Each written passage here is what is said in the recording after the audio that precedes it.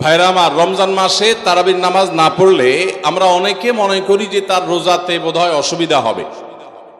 এটা সম্পূর্ণ ভুল ধারণা। তারাবি একটা ইবাদত, রমজানের রোজাটা আরেকটা ইবাদত। যেহেতু তারাবি না পড়লেও রমজানের রোজা হয়ে যায়, তাহলে তারাবি পড়ার কি আর দরকার আছে? কেন? রোজা তো হয়ে যাবে। আলাদা ইবাদত।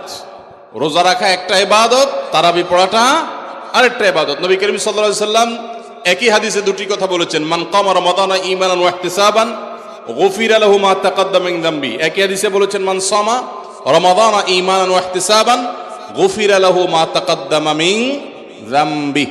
যে ব্যক্তি ঈমান এবং ইখলাসের সাথে রমজানের রোজা রাখবে, আল্লাহ তার পূর্বের গুনাহ মাফ করবেন। যে তারাবি পড়বে তারও পূর্বের গুনাহ মাফ করবেন ইনশাআল্লাহ। এই জন্য ভাইরা, তারাবির নামাজ পড়তে হবে। এটা সুন্নাহ, গুরুত্বপূর্ণ সুন্নাহ, সাধারণ সুন্নাহ না।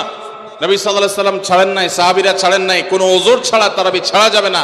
জামাত ছুটে গেলে একা একা হইলেও পড়বেন, কিন্তু কোনো কারণে পড়তেই পারলেন না, সফরে আছেন, ট্রাভেলে আছেন, বাসে ছিলেন, ট্রেনে ছিলেন, নাইটে সফর করেছেন, তারাবি পড়তেই পারেন নাই, ইনশাআল্লাহ আপনার রোজা হয়ে যাবে। তাই বলে তারাবিকে অনেকে অবহেলা করেন আজকাল, যেটা তো সুন্নাত, না পড়লেই কি। এই অবহেলাটা আরেকটা দোষের। তাহলে আমাদের মধ্যে দুইটাই সীমা লঙ্ঘন। কেউ মনে করেন তারাবি না পড়লে রোজাই হবে না, এটা হলো বাড়াবাড়ি।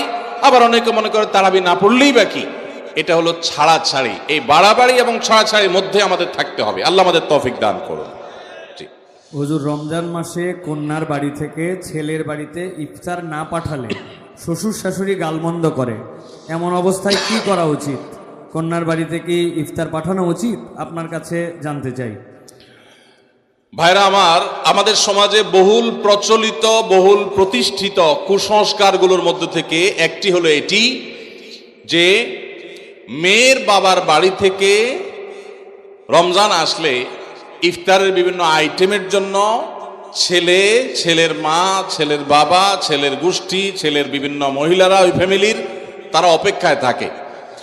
আল্লাহর জমিনে যদি 10টা নিকৃষ্টতম ছোট লোকই থাকে, তার একটা হলো এইটা।